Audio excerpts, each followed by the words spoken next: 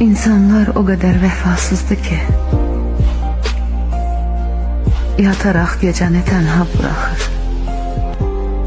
Gündüzler gizlədir gözyaşın güneş. Geceler gecenin gözyaşı axır.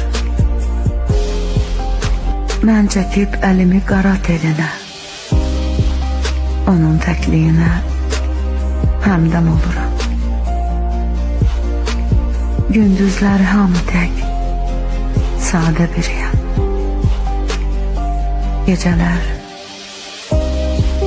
Geceler başka bir alem olurum.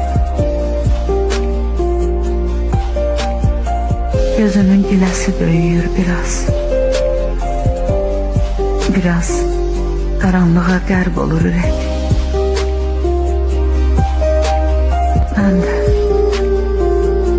Mən də səhərəcən oyaq qalıram.